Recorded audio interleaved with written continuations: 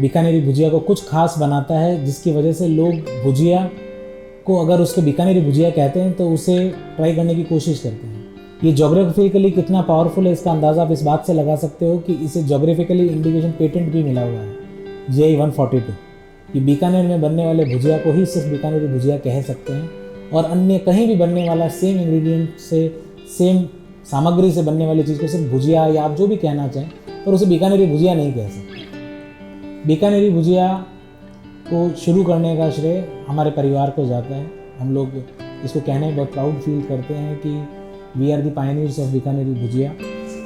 मैं किस जनरेशन में हूँ ये शायद मुझे भी नहीं पता, बट हाँ, जितना हम जानते हैं उस हिसाब से ये भुजिया का कार्यक्रम उस वक्त से चला आ रहा है। जिस स्वरूप में आज हम भुजिया देख रहे हैं वो स्वरूप शायद 70-80 साल पुराना ही है। उससे पहले भुजिया में बहुत बेसिक मसाले हुआ करते थे।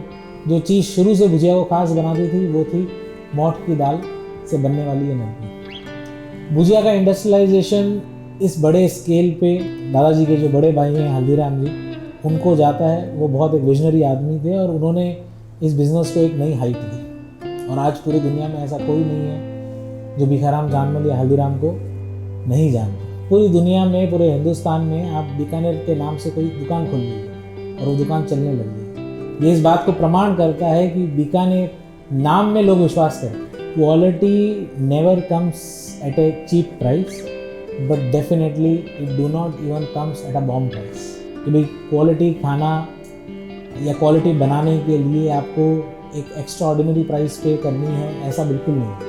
अगर हम क्वालिटी या बीकानेर क्वालिटी बनाना छोड़ देंगे तो शायद पूरी दुनिया में क्वालिटी अच्छा बनाने का पैरामीटर ही खत्म हो जाएगा। किसी ना किसी को तो ये फ्लैग लेकर चलना पड़ेगा ना। और आज कस्टमर कम खा सकता है पर अच्छा खाना चाहता है। वो बजट में अगर क्वांटिटी सेट नहीं कर पा रहा है तो वो क्वालिटी सेट करता है। आज शायद विश्व का ऐसा कोई देश नहीं होगा जहाँ पर बीकानेरी भुजिया पहुँचा हुआ नहीं है। हम पहुँचा रहे हैं, कोई और पहुँचा रहा है, कोई तीसरा पहुँचा रहा है, पर किसी ना किसी के थ्रू, किसी ना किसी माध्यम से वो पहुँच रहा है। खुद भिखाराम चांदमल भी 23 देशों के अंदर अपनी नमकीन मिठाई का एक्सपोर्ट कर रहा है, जिसमें से अगर टॉप 5 आइटम्स का नाम लो तो उनमें से एक बीकानेरी भुजिया है। एकदम ताज़ा बना खाना और उसी खाने को 2 दिन बाद खाना। तो जो दाल आज बन रही है वो आज यहाँ खप रही है, यहाँ से 4 दिन 5 दिन ट्रैवल करके जा रही है, तो कुछ ना कुछ परिवर्तन उसमें आते होंगे। कभी इस चीज़ पे विशेष ध्यान नहीं दिया, पर हाँ, जो यहाँ बनता है उसमें लोगों को फ़र्क पता चलता है।